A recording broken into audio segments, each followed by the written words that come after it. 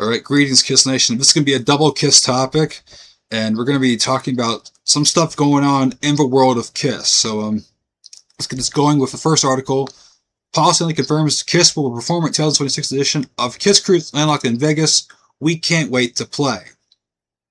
So I think it's kind of cool that they're doing another Kiss Kruise Landlocked event, because the first one went pretty well, and he had all these cool different bands. He had like Quarantine, you had Mr. Speed, you had Kiss Nation.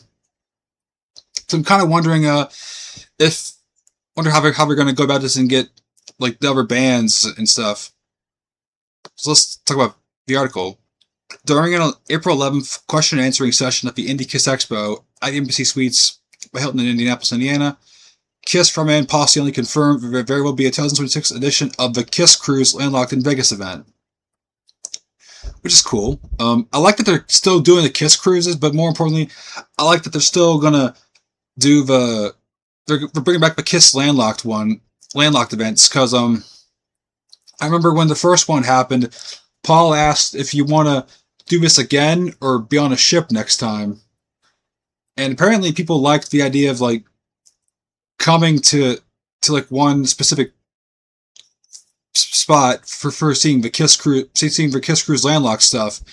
And Vegas is a pretty cool place to be at for this event. Over the years, Kiss had hosted 11 branded Kiss Cruises that have departed from Los Angeles, Miami, and New Orleans, but for the 12th installment of the event, Kiss announced the Kiss Army Stormers Vegas event would transform into Kiss Kruise Landlocked in Vegas. And it'll be Sin City's for Virgin Hotels complex last November. This special Kiss Army fan event, co-produced by Pop House and Topeka and Vibe, which I guess how you pronounce that, like V-I-B-E-E, Vibe, I don't know, celebrated the band's 5-decade career and the 50th anniversary of the Kiss Army, in addition to Kiss on Mass Performance. And that was like one of the cool things I liked about last event. It was to celebrate 50 years of the Kiss Army, and celebrate kind of like also Kiss's long career. And it was cool that there was bands like Kiss Nation and Mr. Speed to play these deep songs.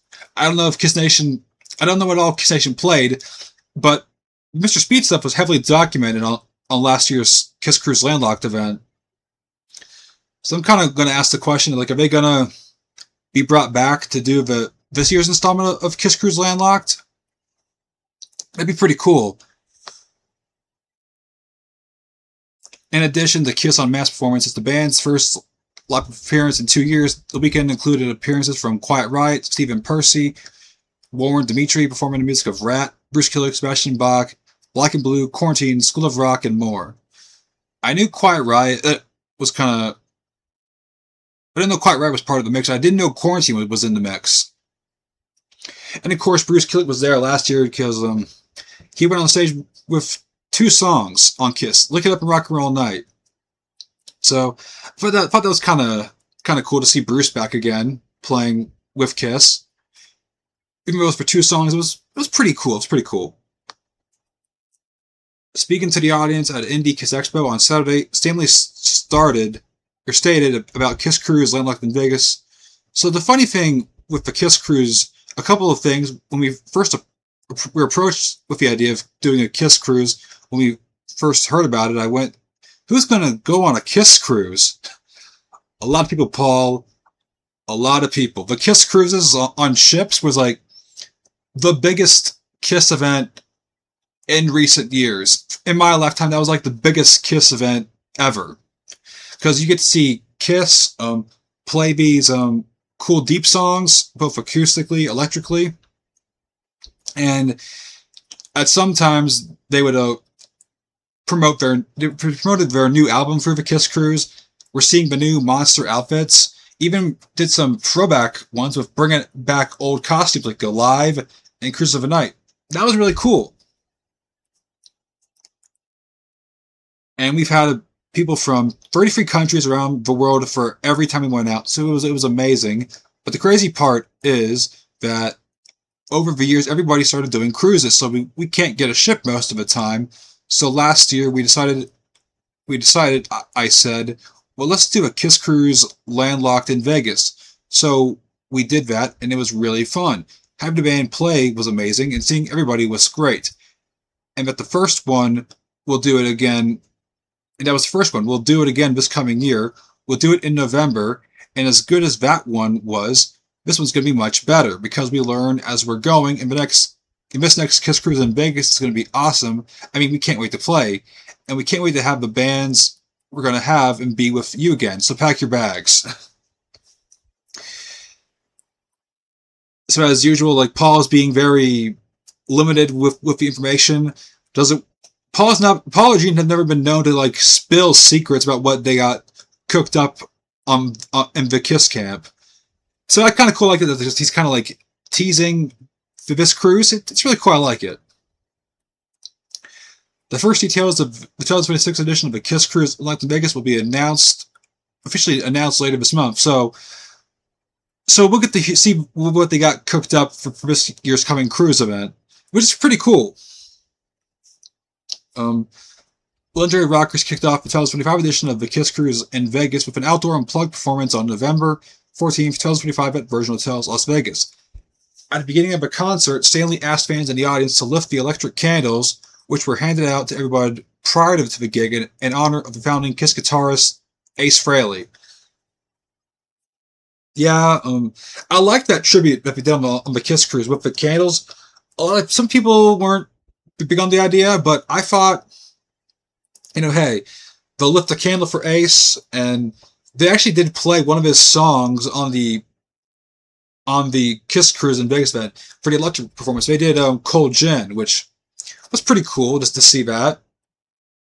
It was also kind of cool that Ace kind of was being paid tribute to by the Kiss fans and Kiss. That was really cool.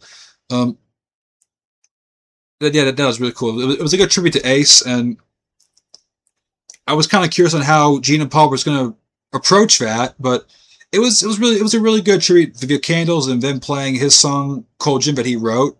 It was fun. I liked that.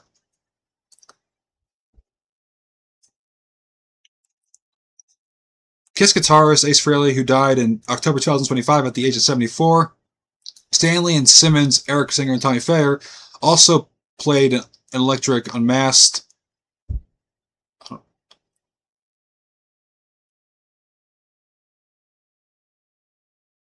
show in the same weekend, marking the first time Kiss had performed together since retiring from touring in December 2023. Simmons told Rolling Stone in a November 2023 interview that the second Madison Square Garden End of the Road concert would mark the final Kiss and Makeup appearance. Yeah, and so far it has been.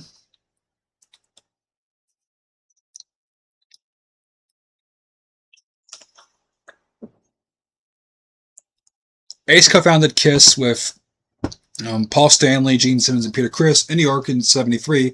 Frehley appeared on Kiss's first 9 albums in return for the band's '98 reunion album, Psycho Circus, only to leave again. He was inducted into the Rock and Roll Hall of Fame with the rest of Kiss' original lineup in 2014, which, I gotta say, that was a really cool thing that Kiss got inducted in the Hall of Fame. I liked that. And it was kind of cool later in life that they were inducted into the Kennedy Center. So that was pretty cool. Like, that Kiss was getting, the original lineup was getting the recognition it deserves. So I like that. It's pretty cool. Frehley first left Kiss in '82. He rejoined in '96 and parted ways with the band once again in 2002 after the conclusion of Kiss's first farewell tour. Since his departure, guitarist Tommy Thayer had assumed the role of a spaceman. All right, and we got podcast Rock City Live's video for the Indie Kiss Expo, and it has Kenny Beagley's Q&A video for the Kiss Expo also. Really cool that Paul Stanley went back to another Kiss Indie Expo. That was really cool. I remember Xander talking about, how much I like that Paul did one, and he met like Bruce Kulick at one. Really cool, really cool. And it's cool that Xander's Kiss Museum booth was part of the Indie Kiss Expo. And that's really cool. I like that he can bring bring the Kiss Museum stuff to the expo, and everyone can purchase off of that. That's really cool. I like that. And in other Kiss news, we have Gene Simmons and Paul Stanley to be inducted into the Songwriters Hall of Fame, and that's a pretty cool thing to have. Like, being inducted into the Songwriters Hall of Fame. I like that. That's another cool thing that's going to happen. Don't know when it's going to happen, but it's really cool.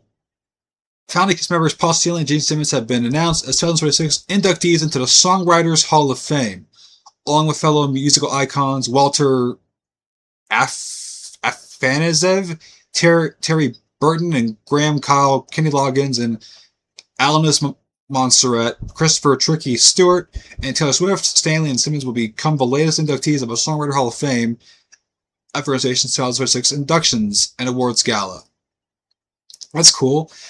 It's kind of interesting to see Taylor Swift lumped in with Kiss, Gene, and Paul, because Taylor Swift is a Kiss fan also, going back to her role performance in 2011, where she was dressed up as Ace. That was really cool. That was really cool. So it's kind of cool that Taylor Swift and Gene and Paul are going to be put in the same Hall of Fame, like the Songwriter Hall of Fame. I like that. That's cool. The star-studded event is slated for Thursday, June 11th at the Marriott Marquis Hotel in New York City. All right, and will not be open to the general public. Additional special award honorees will be announced soon. Okay.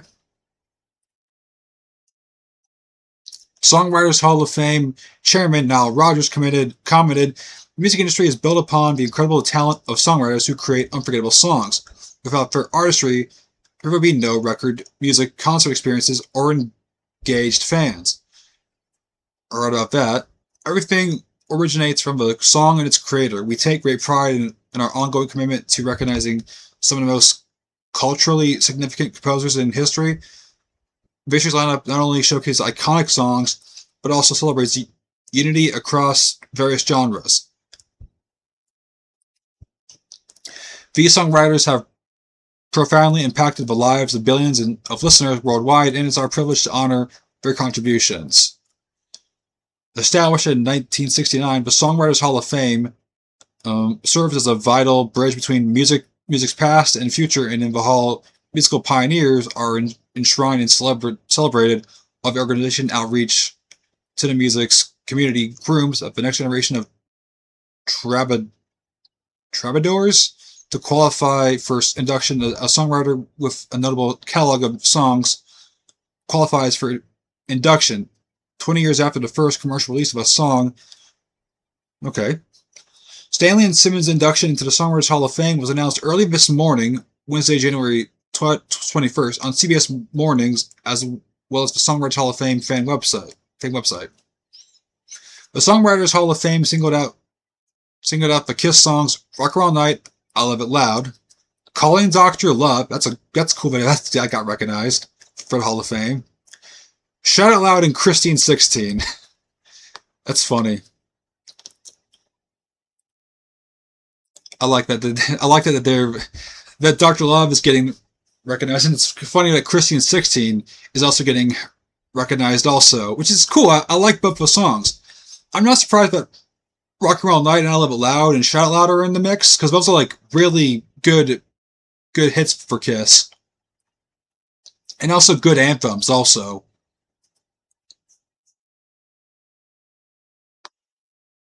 The Songwriters Hall of Fame inducted its first class of songwriters in 1970. Stanley and Simmons were inducted into the Rock and Roll Hall of Fame with the rest of the Kiss original lineup in 2014. In December 25, Kiss received the Kennedy Center honors. Original Kiss guitarist Ace Frehley died last October after a fall at his New Jersey home. He was 74 years old. Kiss played its two final shows ever in December 2023 at the New York City's Madison Square Garden. All right.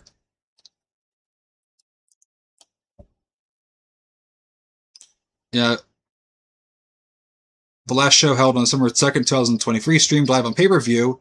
Kiss launched its farewell trek in January 2019, was forced to put it on hold due to the COVID-19 pandemic.